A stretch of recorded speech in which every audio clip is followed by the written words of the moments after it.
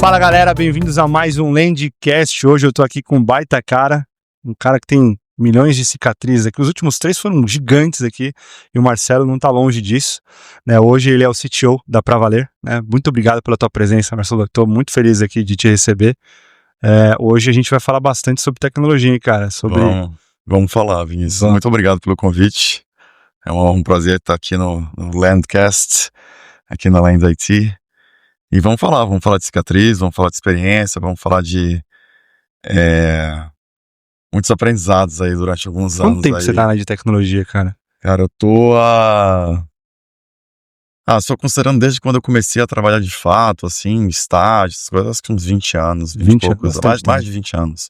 Legal. Que você fiz graduação em 2000, né? Então, comecei a estagiar lá para 2001, 2002. Então, só daí são 23 anos, né? Pouquinho mais de 20 anos, muito bom. Pra Valer, Ambev via Zé Delivery, né? Peço da Zé Delivery direto, cara.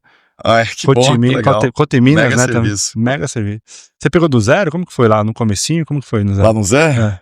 Cara, lá no Zé eu cheguei lá em 2019, né? O Zé Delivery tem uma história super legal, assim, sabe? Ele faz parte de um processo de inovação da própria ABI, né? Que é Anheuser-Busch InBev, né? Que é o grande grupo lá internacional que o Ambev faz parte, né? E eles criaram ali, por volta de 2012, 13, se eu não me engano, não sei se um pouco antes, um pouco depois, a ZX Ventures na época, tá? Hoje em dia, eu acho que diminuiu um pouquinho ali, mudou de nome, virou Growth Group, enfim, teve toda uma mudança mais recente, mas eles criaram isso para ser uma corporate venture deles, né? Tipo assim, cara, vamos investir em inovações para tentar disruptar. E aí o Zé Delivery veio daí, né? O Zé Delivery começou, acho que deve ter sido, se eu entrei lá em 2019, deve ter começado em 2017, mais ou menos, ou 16 talvez. E aí fizeram no Zé no Brasil, fizeram na Argentina como Pepe, se eu não me engano. E aí tiveram vários erros e acertos, encontraram product market fit, testaram, criaram tecnologia, erraram e tudo mais. E eu acabei chegando em 2019 com um grupo de founders lá, acabei virando mais ou menos como se fosse um co-founder lá, para tentar elevar a maturidade da tecnologia ali, né? Então, assim, o Zé Delivery já estava fazendo, quando eu cheguei lá, umas 20 mil vendas por mês, que era um número bem relevante ali, ou seja, estava começando a pegar atração, né? E todo aquele processo de testar, operar, tentar aumentar a cidade, não dar certo, voltar atrás, estavam há anos isso, errando e acertando, aprendendo e assim por diante, e dava para ver que a tecnologia precisava de um up, né? Precisava não só de um up tecnológico em si, mas muito legal, precisava de uma cultura de tecnologia, né? Cara, como é que a gente valoriza os engenheiros de software, de plataforma, como é que a gente cria um time de plataforma, de SRE aqui no Zé, porque querendo ou não, é um tipo de business que escala em determinado momento do tempo, né? Um sábado à noite, numa quarta-feira da Libertadores, eventos, do Flamengo, um evento especial, sei lá o que for. Então tem aquela questão do grande up ali de usuários que aparecem do nada, né? Na pandemia a gente teve vários momentos legais ali daquelas live musics que aconteciam, né? Aqueles momentos ali que, sei lá, que algum sertanejo aparecia, tinha um QR Code ali e de repente milhares de usuários vinham do nada pro Zé. Então, assim, teve desafios tecnológicos muito interessantes, assim, sabe? Para construir, para fazer, para a escala de fato acontecer, assim, sabe? Então foi uma história sensacional, assim, participar do Zé Delivery. Legal demais, cara. Galera, esse é só o comecinho, assim, né?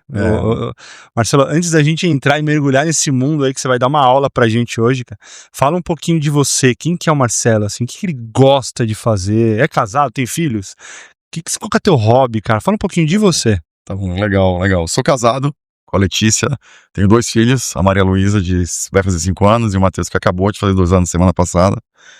2 cachorros, né? Sou uma pessoa super família.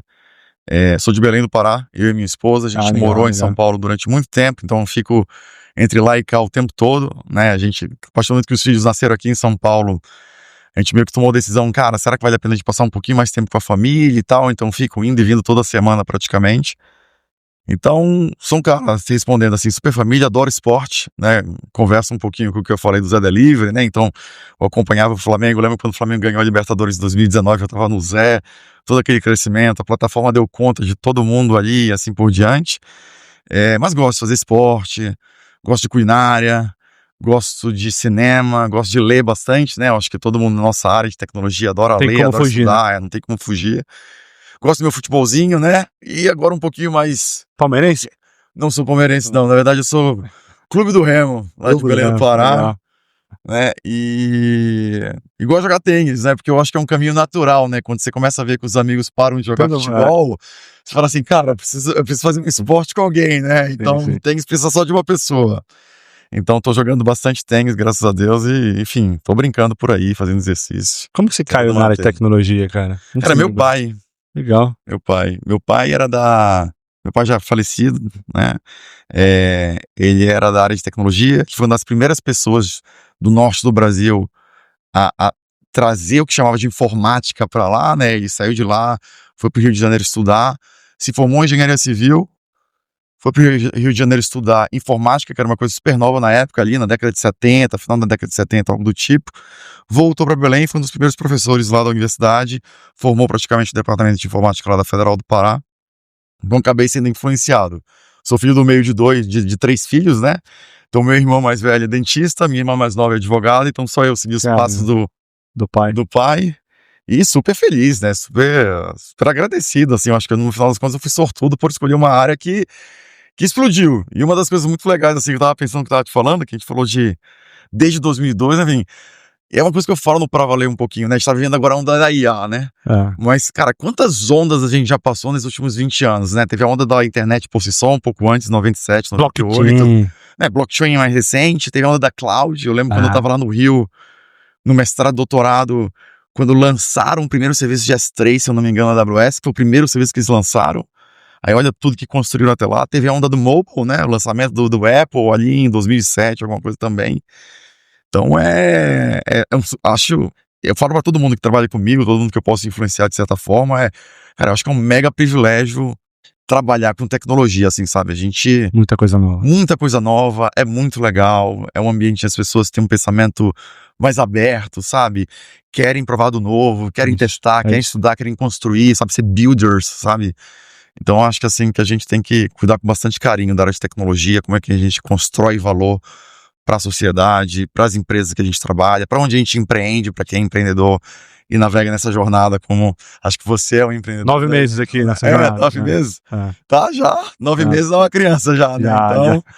Então é muito legal, assim, sabe? Sinto super privilégio. Foi assim que eu caí na área, no final das contas, assim, sabe? Que legal, cara. Você deve ser um baita líder legal, assim, né? Tem uma energia super positiva, assim, super do bem, né, cara? Parabéns, assim, dá pra perceber, enfim. Eu vou te falar que eu acho que eu devo ser... Eu me considero uma pessoa legal, assim, gente boa, tranquila, sabe aquela pessoa que sempre se preocupa um pouco mais pra deixar o clima mais leve e tal. Acho que isso é importante, isso é uma das grandes habilidades que eu falo muito pro time que você tem que desenvolver, assim, sabe? Eu acho que a gente deve ter mais ou menos o mesmo período de experiência em tecnologia, né? E eu acho, e quando eu comecei lá na Federal do Pará em Ciência da Computação, não sei se, como é que eu posso dizer, naquela época o acesso à informação era tão difícil, querendo ou não, você comprava um livro, demorava 3 meses para chegar, e quando chegava o livro já estava em 2 edições na frente lançadas. Era muito diferente, né? E hoje em dia você tem o autodidata, você tem as pessoas que, enfim. E eu me lembro que os profissionais de tecnologia, né, não só quem estudava tecnologia era considerado nerd, né, depois foi uma coisa muito legal, um geek, ficou bacana ser nerd em tecnologia, né, mas você trabalhava com umas pessoas que eram muito difíceis às vezes, né, eram pessoas muito brilhantes, mas a pessoa... Aquele jeitão deles, né? Às vezes você não convidava a pessoa para almoçar, né, você preferia trazer o almoço, a pizza e passar por debaixo da porta, mas... Cara, deixa a pessoa deixa lá o cara quieto. E eu acho que democratizou tanto o conhecimento, o acesso. Todas as empresas viraram tech, né? Tech no core, né? Que eu acho que até a Rebecca Parsons da toda empresa criou. Que tem um software é uma empresa de software, né? Que eu acho teve uma pessoa que falou que software is eating the world, né? Aquele cara o Mark Anderson, se eu não me engano, que criou o Netscape ano passado, da Anderson Horowitz e tal. Então tudo é tech, né? É fintech, edtech, real estate tech e assim por diante. Então, a gente se inseriu em todas as empresas de certa forma, né? Então criou-se um ecossistema em cima, e não só as empresas que são Tecnocore, mas todas as empresas que prestam serviço para essas empresas que estão em Tecnocore. Então é legal ser tech hoje, assim, né? Então, dito isso, essa democratização, essa amplitude da diversidade de pessoas que entraram, acho que essas habilidades sociais, soft skills, people skills, como chamam mais recentemente, é super importante para quem trabalha em equipe, para quem constrói software junto, seja qual for, tá? Embarcado, mobile, cloud, ótimo. Então, legal, muito. É uma habilidade importante. Engatando, assim, nesses micro princípios aí, nesses princípios, assim, que você comentou, enfim, né? Quais são, de fato, os princípios de liderança que para você, assim, você considera crucial? Cara, acho que empatia é um. Legal. Tá? Empatia... Acho que quando a gente fala de liderança, é muito difícil não falar de pessoas, né? Então, assim, acho que a liderança, eu já mudei um pouco meus conceitos aqui e ali, assim, mas eu tento dividir. Quando a pessoa é líder, eu penso dividir em 3 blocos, né? Você tem a liderança das pessoas em si, que é um papel de gestão de pessoas, né? Então você tem que ter empatia, você tem que ter proximidade, você tem que ter uma certa sensibilidade de olhar no olho, né? Ou mesmo olhar no olho na tela, né? Conversando com alguém remotamente, entender se algum problema está ali, né? Você tem que ter assertividade de conversar com as pessoas, né? E tentar dar clareza e direção para elas, para onde elas devem ir, e ter escuta ativa também, né? Para ouvir de volta o que elas estão trazendo. Eu acho que isso é uma das grandes, sabe, habilidades que a gente como líder tem que ter, né? Aí também tem a liderança do projeto em si, né? A liderança do projeto técnico, né? Você ter skill técnica para poder acompanhar, direcionar, questionar o que é o mais importante, né? Por que vocês estão indo para aí? Por que vocês estão indo para lá? Vocês consideraram isso ou aquilo, né? E eu acho que o último bloco, falei de 3, né? Liderança de pessoas e de projetos, entregas, né? Eu acho que tem uma questão de... Eu não sei se é postura, tá, Vinha, a palavra certa aqui, mas é uma questão de um olhar conectando as entregas com as pessoas com um negócio. Perfeito. Porque em algum momento você vai precisar criar os conflitos, o business, perfeito, sabe? Entender? Tipo assim, cara, vamos lá, isso aqui tem um problema, precisamos tomar decisões difíceis, impopulares. Então, cara, vamos tomar. Skin the game. Skin the game. Eu acho que skin the game tem que ter, tem que usar, assim... Eu acho que a gente está em 2025 para 2026. Assim, ninguém quer trabalhar em um ambiente ruim, acredito eu, né? Eu não quero trabalhar, nem acredito que nem as pessoas do Pra Valer, por exemplo, não querem trabalhar. A gente faz tudo para ter um ambiente legal. Mas isso não quer dizer que o ambiente vai ser sempre bom, certo? Enfim. Então, dito isso, cara, eu acho que eu já conheci muitos líderes, né? Ou pessoas que estão evoluindo e treinando na liderança, que elas são boas gestoras de pessoas, elas têm excelente conhecimento técnico, mas às vezes parece que elas ainda não desenvolveram, ou elas ainda estão desenvolvendo aquele momento de, cara, talvez eu falei de assertividade na gestão de pessoas, mas assertividade aqui também, né? O momento de pegar, puxar o time, tomar uma decisão, mudar o rumo e falar assim, cara, é pra lá que a gente vai, né? Eu vou fazer isso aqui. Sim. Isso é muito importante pra liderança, assim, né? O Sandro Menelli passou aqui, Sandro, um baita abraço pro Sandro, assim, conselheiro gigantesco aí. Ele falou, o gerente, ele gere, o diretor, ele dirige, né? Exato. É difícil, assim, né? Você tem que ter esse negócio e falar, vamos dirigir, é pra cá que você tem que ir, né? Exatamente. E é um papel diferente, né? Difícil. Porque gerir, você tá mais no dia a dia, né? Quanto mais você vai subindo na cadeira, mais você tem que ter uma gestão própria de ansiedade, você tem que dar uma clareza na direção e esperar o time e acompanhar o time para ver se ele tá indo de fato para onde você imagina, e às vezes pode até ir por um outro lado melhor ainda, porque o time acreditou, encontrou, descobriu e tá tudo bem, né? Ou seja, a gente quer times muito melhores que nós, certo? É isso. E a outra coisa que eu lembrei agora, que é uma coisa que eu venho falando muito recentemente no próprio Pra Valer, assim, sabe? Que a gente falou de liderança, o que exige, né? Eu acho que para todos os cargos, tá? Mesmo para os cargos, assim, para as pessoas que estão em nível analista, né?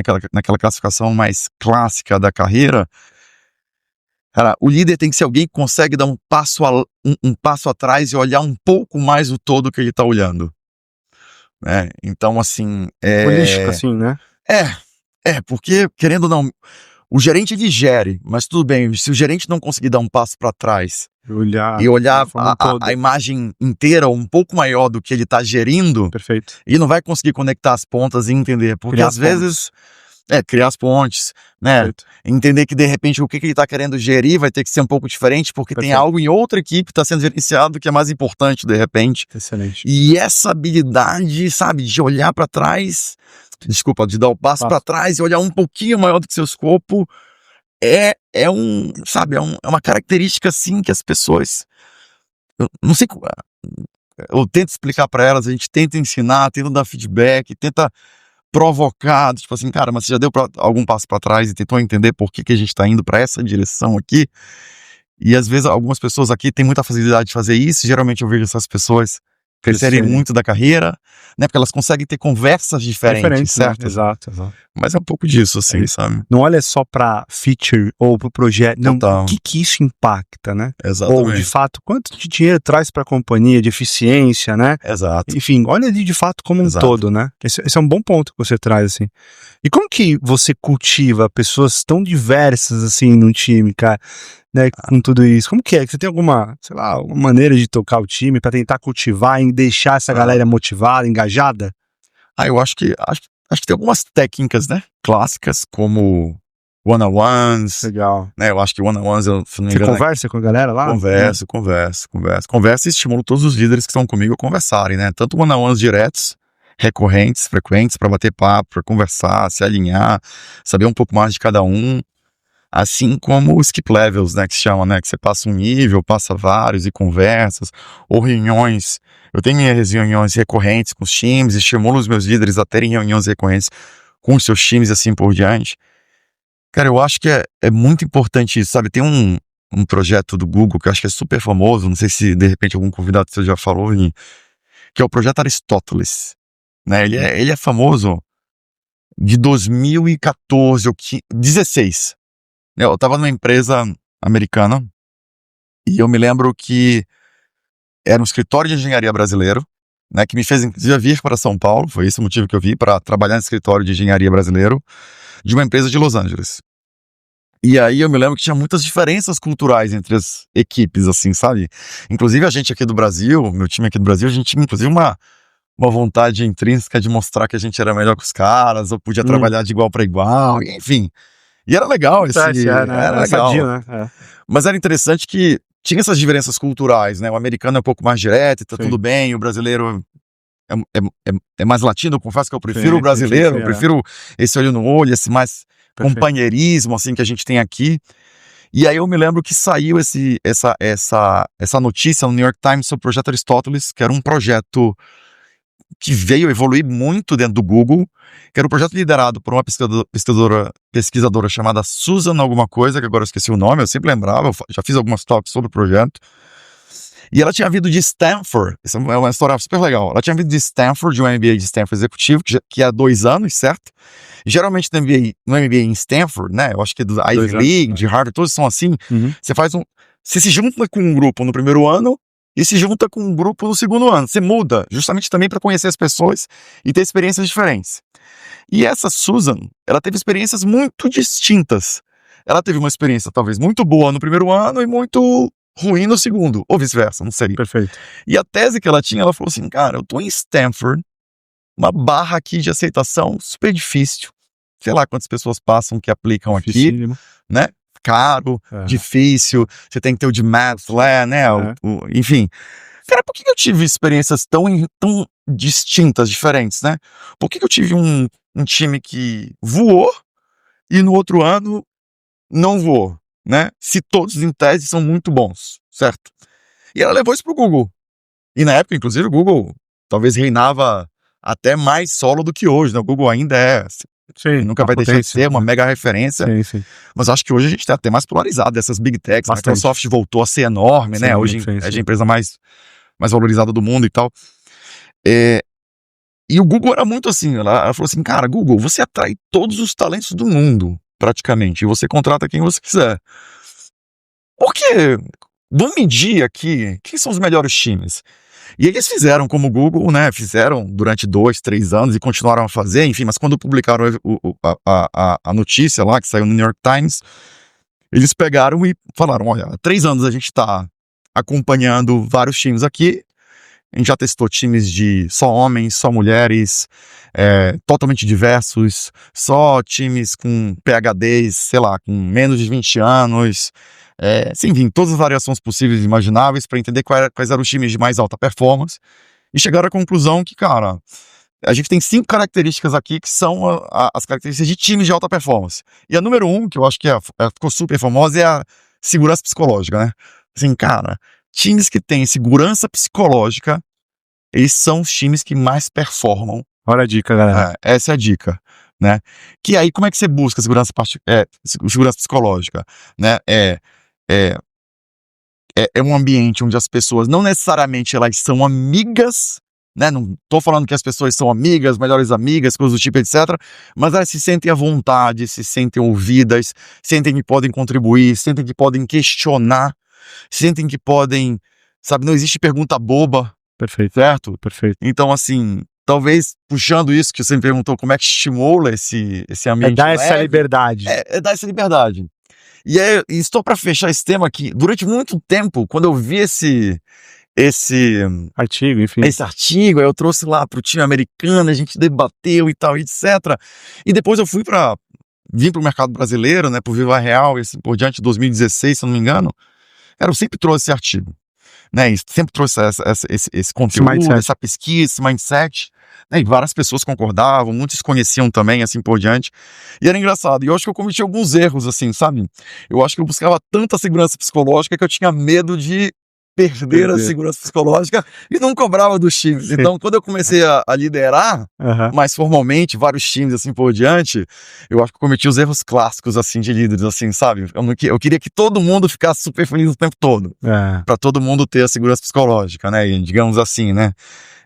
Enfim. É muito difícil, né? Também. É difícil, né? Acho que é muito mais do que deixar todo mundo feliz o tempo todo, né? Uhum.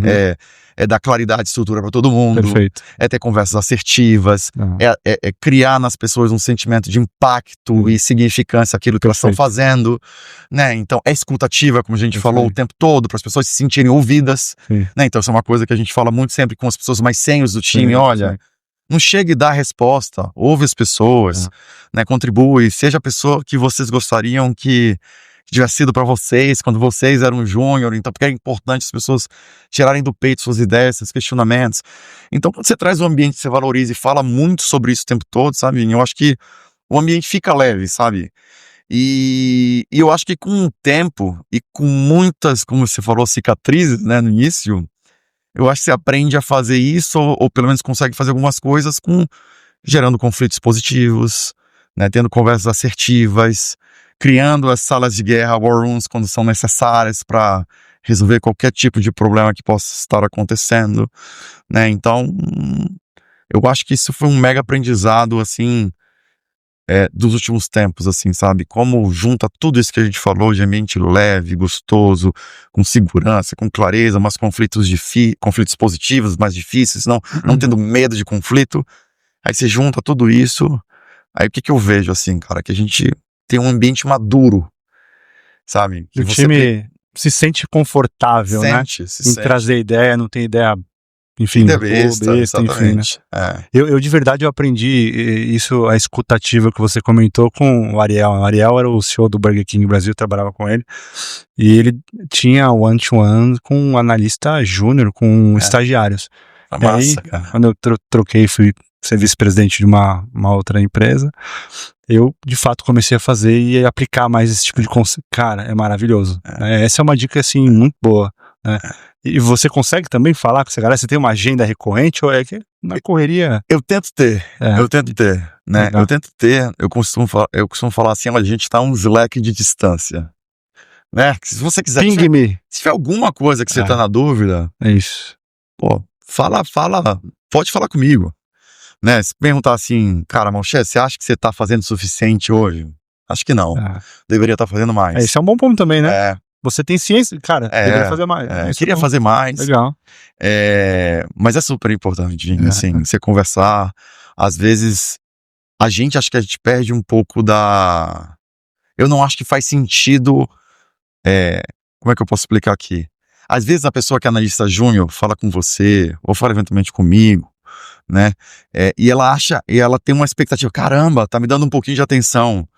A gente não tá vendo nada mais que a nossa obrigação, e inclusive a gente tá fazendo o que é melhor pro time, certo? Sim. Né? Só que tem um pouco disso, né? E eu acho, sinceramente, eu lembro quando eu era o júnior e conversava com o diretor, o dono da empresa, ou o gerente, sei lá o que for, eu também achava legal, porque era um momento de exposição, de troca. Né? Então acho que faz parte um pouco do desenvolvimento de cada um esses momentos assim, sabe? Então é muito importante, assim, legal, sabe? Eu acho que é um momento muito privilegiado, em que você conhece a pessoa começa a fazer perguntas pra você, assim, que ela nem imagina. Poxa, eu posso perguntar isso? Pode, claro, vamos falar, e eu vou te responder de forma transparente. Olha, isso aqui dá, isso aqui não dá pra gente fazer, deixa eu explicar porque eu acho que não dá agora. Mas esse outro terceiro ponto aqui, talvez dê pra gente mexer um pouquinho, porque eu nem tinha percebido que isso talvez seja um problema, e você tá me clarificando aqui, né? Então cara, uma dúvida, assim, com a tua experiência, né, nesse dia a dia, essa correria absurda, pensando em aplicação, pra valer, provavelmente tem muita aplicação ali escalável, né? Sim. Você tem uma baita experiência com isso, né? Enfim. Tive algumas experiências, assim, relevantes. Tem alguma que você sofreu bastante ali, teve que... Quando eu trabalhei, quando eu trabalhei na The Mobile Majority, que foi a empresa que eu vim pra São Paulo, essa californiana de Los Angeles, a gente trabalhava... Eu não vou falar dessa, tá? Mas vou falar dessa ali que acho que me deu muita experiência, escalabilidade, que trabalhava com um leilão em tempo real de ads, real-time bidding. Uau. Né? E isso aí é um negócio fantástico, assim, que acontece o tempo todo, nos nossos celulares, computadores, né? A internet é movida a advertisement, né? A propaganda, né? Sim. E isso me deu muito bagagem técnica, né? Muitas noites mal dormidas para construir, junto com colegas fantásticos, amigos fantásticos, plataformas escaláveis que deveriam responder com menos de 100 milissegundos, digamos assim. Enfim, aí corta para o Zé Delivery, né? Que eu acho essa experiência bem legal. Foi um baita case para você. É um baita case para mim, assim, fantástico, assim, foi uma mega experiência. Eu sou mega privilegiado de ter participado do crescimento do Zé, né? Eu cheguei lá no Zé em 2019, junho de 2019, né? Eu tava conversando já com o pessoal do Zé há muito tempo, né? Eu tinha empreendido em 2017 para 2018, não tinha dado muito certo. Decidi que eu tava meio que assustado com o empreendedorismo, porque eu tava casando, então o negócio não tava dando certo. Aí eu falei assim, frio na barriga todo dia. Frio na barriga todo dia. Aí eu fui para uma empresa que foi a Coteminas, que eu falei assim, cara, legal. Eu vou empreender aqui internamente na Coteminas, mas logo eu conheci o pessoal do Zé. E aí, conversa vai, conversa vem, né? Enfim, acho que às vezes a Coteminas foi uma mega experiência, sou super agradecido por ter entrado lá. Mas o projeto que a gente tinha lá não foi muito pra frente, e durante esse período que eu tava lá inicialmente, eu fiz amizade com o pessoal do Zé Delivery, que tava na época tentando escalar o negócio e tentando trazer uma liderança no CTO de tecnologia. Perfeito.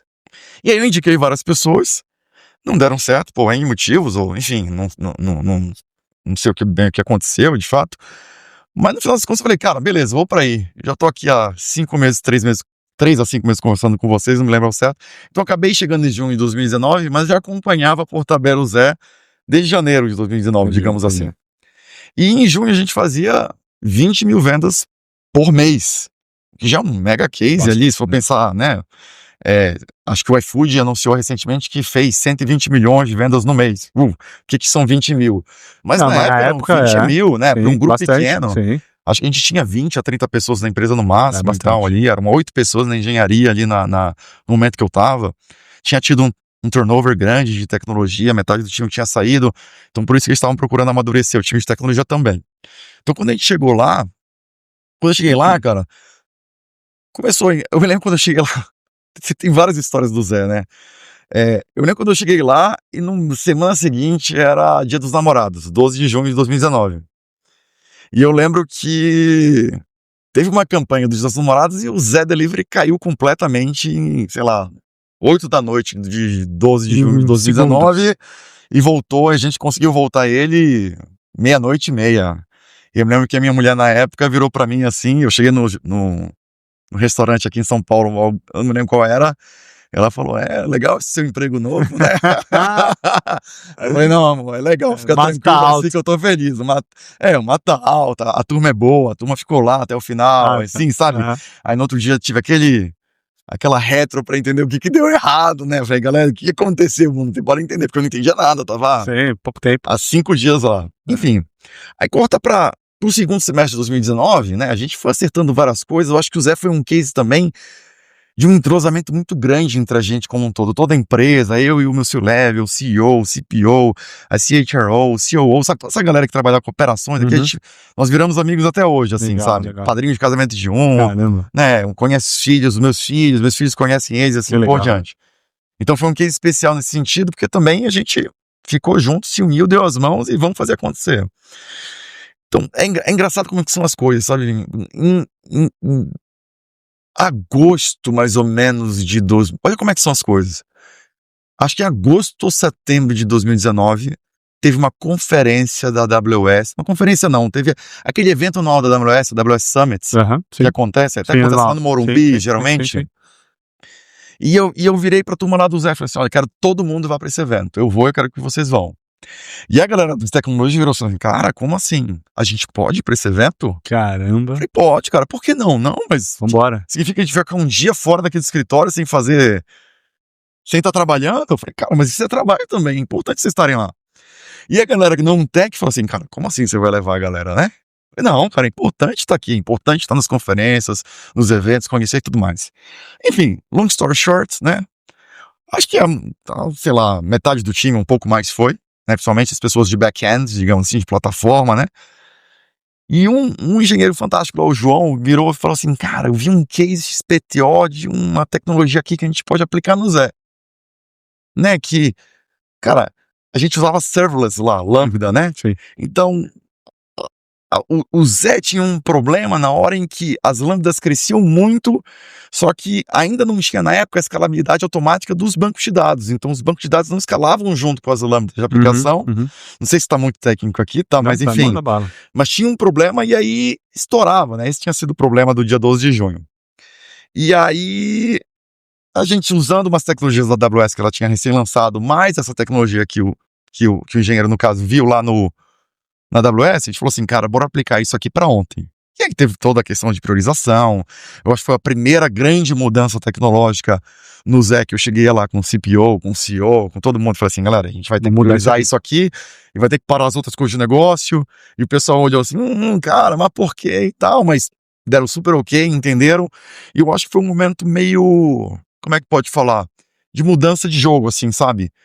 Cara, esse é a primeira mudança. Já tinham tido, obviamente, aqui e lá alguma decisão tecnológica ali, mas essa foi uma das grandes. Cara, a gente vai ficar 12 meses fazendo essa mudança. Caramba. E o time tinha 8 pessoas, 9 no máximo ali na época, né? Que era um time de consumidor e um time de entregador. Então, o time de consumidor total ficou fazendo essa mudança. Enfim, continuamos crescendo o business, fizemos tudo que a gente precisava fazer, atrasamos algumas entregas de negócio, chegamos no final do ano com 450 mil vendas por mês, dezembro. Caraca, animal. Bastante. Aí andou de lado em janeiro, porque afinal de contas, em dezembro tem o 13º, né? Todo mundo começa a farrear mais, comemorar mais, casa com o case do Zé. Em janeiro andou de lado. Eu não sei se você lembra, em janeiro já tava meio falando em pandemia lá, Itália, China, alguma coisa do tipo. Em fevereiro para março veio o carnaval, ninguém sabia se ia fechar e abrir, mas teve o carnaval e foi. Porque teve carnaval em 2019. Sim. E a gente continuou crescendo. E, cara, teve o que foi? Não, aí teve a pandemia. Logo depois do carnaval começou a fechar. Eu me lembro quando o Nubank anunciou que todo mundo ia ficar remoto. Sim, exato. Aí eu falei, cara, o Nubank tá fazendo isso. Aí uma outra empresa, não se lembra, era... Cara, o negócio tá ficando sério, hein? Aí eu me lembro que a gente falou assim, olha, a gente vai fechar o escritório, daqui a mês que vem a gente volta. Mas anyway. Semana que vem, né? Aí a gente continua a crescer. E, cara, veio a pandemia, mudou o hábito de consumo de todo mundo pro digital, o Zé ali muito bem encaixado, acho que todo mundo cresceu do digital, iFood, a gente, enfim, todos os bancos digitais e assim por diante. E, cara, aí começou a ter muito crescimento, né? E aí a parte engraçada, que é porque eu recordo com um certo saudosismo dessa época, né? Que é... foi uma época muito, enfim, muito trágica para a sociedade em geral, né? Acho que todo mundo perdeu muita gente, então tem um aspecto aqui maior do que qualquer outro fator. Mas pro Zé, que não tinha nada acontecendo, e eu trabalhava 7 dias na semana, foi assim, um período de aprendizado fantástico. Então a gente teve as lives, não sei se você lembra, aquele período das lives no começo da pandemia. Sertanejo lá e tal. E eu me lembro que teve um músico lá, e a gente usava o Slack, o WhatsApp na época. Aí alguém falou assim, cara, vai sair o QR Code daqui a pouco do Zé na live do músico tal. Aí eu falei assim, cara, quem é esse músico? Eu nem conheço, né? Tá bom. Cara, a live aconteceu, botaram o QR Code lá, cara, o Zé caiu assim. Puta, caiu. 5 segundos depois. Nossa. Porque foi muita gente. Muita gente. Aí a gente começou todo um trabalho de tipo assim, cara, peraí, olha só, o negócio tá pegando aqui, né? Então assim, você tinha lives com, acho que com certeza, mais de 500 mil pessoas. Acho que tinha bem mais. É que eu não tô querendo errar aqui, ou muito, mas tinha mais. Então quando você botava o QR Code lá, tinha um call to action sensacional. Então a gente começou a falar, cara, peraí, a gente precisa ter uma agenda aqui com o marketing do Zé. Perfeito. E da Ambev pra gente se preparar. Pra preparar. E a gente escalava todos os componentes da aplicação. Os containers. Aí botava todo mundo ali. Preparado, né? Ali. Todo mundo preparado, sala de guerra, e todo mundo em sua casa na sala de guerra, né? Porque não tinha sala de guerra física, presencial. E aí a gente começou a dar conta, né? Dava uns gargalos ali. Gargalos, mas a coisa foi acontecendo e o Zé foi crescendo. Que legal, cara. Mas é um baita case mesmo, né? Super case. Agora a loja física, etc, né? Aí a gente, cara, eu acompanhei todo o crescimento do planejamento da loja física, né? As dark stores, né? O crescimento da marca do Zé. O Zé se tornando uma love brand, né? Que se tornou um mega trabalho de marketing do pessoal. Então foi bem bacana. As pessoas queriam vir pro Zé trabalhar, as pessoas de tecnologia, legal, né? Legal. Porque era um ambiente leve, um ambiente de muita coisa tecnológica que a gente estava construindo. Que legal. Então era bem bacana mesmo. Parabéns, cara. E na Pra Valer, fala um pouquinho, cara, como que é lá? Qual que é o business? Fala pra Cara, bem legal, cara. O Pra Valer é o maior ecossistema, a gente é um ecossistema para graduação do país, né? De serviços financeiros para graduação, né? Então, a gente oferece financiamento privado, né? Para graduação, a gente é parceiro de mais de 500 instituições do Brasil, a gente é parceiro dos grandes grupos educacionais. E na nossa história, a gente já financiou, acho que passamos já com alguma folga de 400 mil alunos. Então, de originação, né? De crédito, de fato, que a gente botou ali na economia, gerou, passou para as faculdades, a gente já passou de 10 bilhões de reais em 22 anos de história, 23 anos a 24 anos de história, tá? Então, assim, a gente é uma empresa... É engraçado que a gente tem problemas de escalabilidade, mas eu costumo falar lá no Zé assim, eu falo assim, cara, a gente não é um case de escalabilidade. Quando eu cheguei lá em 22, eu falava muito pessoal, olha, o pessoal vinha me trazer, olha, Malcher, aqui, a gente escolheu no passado isso aqui, porque, cara, a gente precisa escalar aqui e lá. Eu falei, cara, olha só, bem legal, eu acho meio legal essa decisão, essa outra, eu acho que vamos discutir um pouco mais do passado, vamos pivotar, porque a gente não é uma empresa de escalabilidade, como o Zé Delivery é, como a iFood é, como as fintechs dos bancos digitais são, que processam transações e assim. Nós somos uma empresa de experiência para o estudante, para o garantidor financeiro, de integração com as faculdades, com os grupos educacionais e de processamento de informação. Perfeito. Né? Para o brasileiro não é comum pegar um crédito. Né? No Zé Delivery o cara abriu o app, em 30 segundos pedia o pedido e em 15 segundos chegava na porta dele a bebida, seja lá qual for. No Pra Valer, naturalmente, como é um financiamento estudantil, tem um fluxo de dias. Né? Então, assim, a gente não está preocupado com a escalabilidade. Se eu vou gerar o meio de pagamento agora ou daqui a pouco, ou vou mandar o contrato para você assinar, ou para você assinar para o seu filho agora ou daqui a 5 minutos, não importa tanto. Vai mandar por e-mail, integrado com... Então tem umas mudanças, e essa maturidade sobre o domínio, sobre o produto, sobre o case tecnológico, é uma das coisas que foi necessário trazer para Valer e falar assim, cara, isso aqui vai ditar a nossa arquitetura daqui para frente, assim, sabe? E é interessante isso, porque você precisa falar isso para as pessoas. Então, falar para algumas pessoas do Zé, por exemplo, assim, cara, não acho que você vai chegar aqui e aquela adrenalina de 100 mil usuários, sei lá, 10 mil usuários concorrentes para 500 mil de uma hora para outra vai acontecer. Não é sobre isso. Aqui é diferente. Sim, total. E aí você tem que escolher seus desafios técnicos, tecnológicos que você vai trabalhar, assim, sabe? Vocês vêm crescendo bastante, né, cara? Lá. A gente vem, graças a Deus, com muito trabalho, muito bom. A gente vem, como eu te falei, né? Pra valer, eu não... 22 anos, 23 anos você falou. Né? 23 para 24. Acho que ano que vem, se eu não me engano, a gente faz 25 anos. Eu posso estar falando besteira aqui, talvez seja 27. Talvez seja 27 de 2027 que a gente vai fazer 25 anos, né? Mas a gente tá entre 23 e 24 anos. Empresa sólida já, né? O Pra Valer é uma empresa sólida. O Pra Valer, a gente tem uma narrativa legal que é real. O Pra Valer acho que pode ser considerado a primeira fintech do país, de certa forma. Caramba, cara. Porque a gente estruturou o primeiro FDIC do país. Acho que eu não tava lá, né? Sim. Mas quem tá lá, o meu CEO, o Carlos, o Rafael Badin, que é o CPO. Sim. Então eles trabalharam, fizeram isso e criaram esse business, né? Fizeram toda a grande relação com as faculdades, né? Construíram essa relação B2B que é super importante, que é um mercado super de um relacionamento extremo entre os grupos, tem uma confiança estabelecida aí, né? E é um business que gera um dinheiro, né? A gente adianta o dinheiro para a faculdade, né? A gente faz a cobrança para o aluno, né? A gente permite que o aluno entre na faculdade e realize o sonho dele. Às vezes o aluno, a gente sabe, o Pra Valer, assim como o FIES na esfera pública, né? Mas o Pra Valer na esfera privada, ele viabiliza e transforma vidas, querendo ou não, né? Assim, a gente tem muito orgulho desse fato, né? E de diversas formas, sabe? Desde a permitir que a pessoa seja a primeira pessoa da família na sua história a fazer uma graduação, às vezes permitir a pessoa, de repente, que queria fazer uma faculdade que ela podia pagar, mas não era aquela faculdade que ela sonhava, não era aquele curso que ela sonhava. Poxa, eu queria fazer medicina, mas medicina é muito caro, então eu vou financiar, então eu vou fazer um outro curso. Legal. Que permite. Então, esse tipo de sonho a gente viabiliza também bastante. Perfeito. Né? Então, Pra Valer, e a gente tem outros produtos lá, a gente tem a vertical de empregabilidade, que a gente comprou uma empresa chamada Workalove, uma empresa fantástica, mineira, ano passado para ano retrasado, né? Então, nossa vertical de empregabilidade que entra no ecossistema. Então, assim, se a gente coloca as pessoas na graduação, elas não querem fazer graduação pela graduação, certo? Sim. Elas querem uma carreira. Exato. Então, como é que a gente leva elas para o mercado de trabalho? Tem tudo isso, que legal, cara. Todo um trabalho em cima, né? Tem um trabalho, tem uma visão de ecossistema que a gente tenta construir e vai tentando, acertando, construindo. Que legal. É um trabalho muito legal. Muito, muito legal. Bom, galera, para você que tem algum problema na tua empresa, enfim, pinga o nosso time da Lend aqui, a gente faz um assessment junto com o teu time, com você. Em cima desse assessment, a gente cria uma concepção de produto.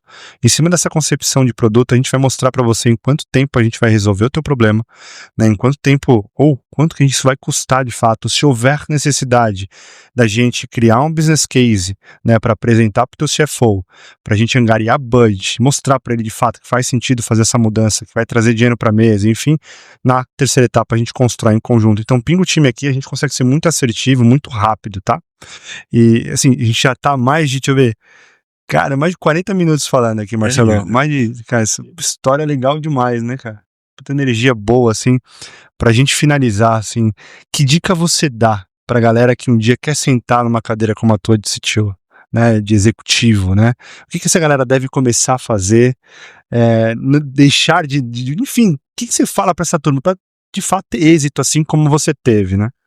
Cara, excelente pergunta aqui. Eu vi que você fala inglês super bem, né? Acho que inglês é extremamente importante pra galera. Isso é legal. Acho que o inglês... Não chega, né, cara? Hoje é muito difícil, né? Você ser um CTO sem inglês, né? Muito. Eu vi uma vez na vida, assim. Né? Então, eu acho que é extremamente importante. Mas que dicas você dá, assim? Eu acho que o inglês é super importante, né? Como você falou. O inglês, na trilha de carreira que eu tive, e alguns colegas que trilharam, eu acho que o inglês era mandatório. Foi mandatório. Perfeito. Então, assim, para quem tá vendo, inclusive, essas inovações de IA, tradução simultânea, etc., eu advogo ainda por... Cara, aprenda, desenvolva essa habilidade cognitiva, de comunicação, né? Entender o inglês, falar, eu acho que é uma questão de postura, uma questão de presença, né? Existem eventos fora que você vai, que você quer participar, você quer falar, você quer trocar, e assim por diante, então isso faz uma diferença. Eu acho que essa habilidade de olhar a imagem maior, big picture, como a gente fala, sabe, assim, que a gente falou em alguns momentos aqui,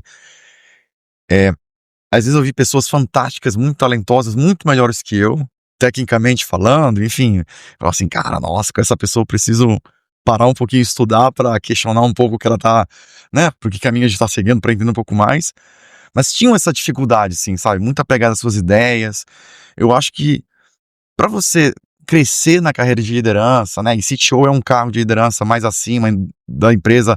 Você participa de... Você sempre está do lado de pessoas com bastante experiência. Olha para o negócio, né? Olhar para o negócio, essa mentalidade aberta, né? Eu acho que olhar para o negócio é a coisa seguinte que eu ia falar. Mas essa mentalidade aberta de não apegado, eu acho que menos ego. Menos ego. É uma das coisas, talvez, é uma das pessoas querendo falar. Menos ego às suas próprias ideias, mas entendendo como o negócio acaba funcionando. Né? Então eu vi pessoas muito talentosas, muito apaixonadas por suas próprias ideias, não querendo olhar o big picture, ou não procurando olhar, e elas de certa forma às vezes estagnam. Né? Então, cara, entenda que o mercado de tecnologia, o negócio por só é o complexo, né? Então, né, a Amazon tem aquele princípio de grand commit, né? Assim, no Power a gente fala liberdade no debate, lealdade na execução. Cara, a gente tá aqui para discutir se a sua... Traga, né? Vamos discutir. Se a minha ideia é A e a sua é B... Cara, e a gente decidiu ir pra ideia B, eu vou com a cabeça fundo pra ideia B. E se não der certo, vamos pra A ou vamos pra C. Sabe? Então, assim, acho que tem um pouco disso, assim, esse olhar, tipo assim, cara, vamos pensar no negócio. E eu acho que uma das coisas, acho que uma das dicas que eu daria, que eu quero dar aqui, que é... Mais importante. Não, uma das mais importantes, mas acho que talvez uma das, não tão óbvias, não sei, mas eu fiz uma mudança muito importante na minha carreira. Eu estava trabalhando para fora do país, né? Como eu falei, na empresa californiana. E eu comecei ganhando em dólar lá. E teve toda a valorização do dólar. Em 3 anos que eu estive lá, o dólar praticamente dobrou. Sim. Além dos aumentos, né? Méritos e coisas do tipo. E quando eu decidi ir para o Viva Real na época, do gerente de engenharia, eu recebi um corte muito grande de salário. E tá tudo bem. E ganhei em benefício. Se fosse falar elas por elas, fiquei bem abaixo. Mas foi uma decisão estratégica minha, que eu pensei assim, cara, eu não tenho algumas skills aqui que eu preciso ter. Eu não tenho uma gerência aqui perto para me dar feedback. Eu trabalhava para uma empresa que tinha um escritório de engenharia aqui, mas a matriz era toda em Los Angeles, que eu ia lá, fui lá umas 2 vezes e tal, etc. E era maravilhoso ir lá, né, pela empresa, assim por diante. Mas eu não tinha as dores que eu queria ter para crescer como profissional. Perfeito. E eu acho que se eu não tivesse tomado essa decisão lá atrás, 10 anos atrás praticamente, eu não teria conseguido trilhar essa carreira que eu trilhei hoje. Não foi tão step back, né? Foi... Em termos financeiros, aí foi. Eu acho que essa é a dica, talvez, para os profissionais em geral. Às vezes você precisa dar um passo para trás para dar 2 para frente, entendeu? Obviamente, o step back em termos de oportunidade de carreira não foi um step forward. Sim, então, né? Foi para frente. Remuneração, né? E eu acho que às vezes a gente, no nosso mercado, a gente vê muito isso, né? As pessoas estão olhando muito curto prazo, muito isso, muito aquilo. Assim, cara, você tem que olhar aquela experiência que é mais legal pra você. Às vezes você tá num ambiente que tá doloroso, uma cultura difícil, um mato alto, mas assim, cara, a plataforma não tá bacana. E às vezes isso são oportunidades de você participar de projetos que são difíceis, que você vai precisar contribuir muito e vai ganhar muita casca. E você pode não estar nem olhando os benefícios no momento atual, mas depois, cara, você ganha tanta experiência, Vale a pena, vale né, muito a pena, assim, sabe? Cara, você trouxe um negócio muito legal. Meu pai era CMO de uma multinacional, lá no começo, né? E aí ele me colocou na empresa para trabalhar, obviamente, na área comercial, né? Então eu nem tinha contato com meu pai, né? Eu era um analista de comercial júnior, nem júnior era. E aí eu ganhava, na época, R$1.800, R$1.600. E aí eu entrei na área de tecnologia. E aí cara, 6 meses depois eu falei, pai, eu recebi uma proposta para ganhar 350 para ser programador, trainee lá, 450. Ele falou, vai, cara. Eu falei, mas pai, eu vou dar um step back assim, gigante de salário, esquece, vai. E cara, se não tivesse feito isso, eu talvez seria um diretor executivo de comercial, estaria super bem, mas, gerente, enfim, mas eu não teria trilhado essa carreira, entendeu? Então não pense só em dinheiro de fato, né, cara? É extremamente importante isso que você trouxe, cara. E mais um ponto, e esse eu costumo falar, eu tô falando muito, eu costumo falar, né? Mas é legal esses papos, né? Que você vai lembrando as coisas trazendo, assim, né? Eu venho falando muito isso pro time, né? A nossa carreira é curta, pro bem ou pro mal. Então eu fecho o olho, eu lembro quando eu tava no Viva Real, ou na empresa californiana. Muito rápido, cara. Ou na Cote Minas, tentando ajudar lá, o business, ou no próprio Zé, varanda à noite, porque o sistema caiu. Então, assim, não desperdice, né? Estude, aprenda, goste do desafio, encare o problema não com um estresse, mas com um desafio para você crescer. Então, acho que quando você faz isso com uma mentalidade de crescimento, cara, quando você joga o jogo do longo prazo, é igual investimento financeiro, né? É isso. Cara, isso normalmente não dá errado. paga, normalmente não dá errado, é muito difícil. É o longo prazo, realmente. Entendeu? Então, talvez sejam essas as dicas, assim. Muito legal, muito. Galera, muito obrigado, tá? Por assistir, por escutar a gente. Você tá na academia aí, ou enfim, tá trabalhando, né? Não é todo dia que a gente traz pessoas assim, né? Com essa bagagem e com essa energia, né? Então, compartilhem, curtam esse vídeo para que o algoritmo do YouTube entenda, né? Que pessoas com teu perfil recebam esse tipo de conteúdo. Eu agradeço de verdade a tua presença aqui, cara, a tua experiência, enfim. Galera, chama esse cara aqui para ser conselheiro, de startup, de emprego, cara, uma baita bagagem, tá? E, enfim, obrigado, de verdade. Eu que agradeço, Vinícius. Agradeço você, a turma do Land aqui. Super obrigado aí pelo convite. Foi muito legal mesmo. Fechado. Valeu, pessoal. Valeu. Um abraço.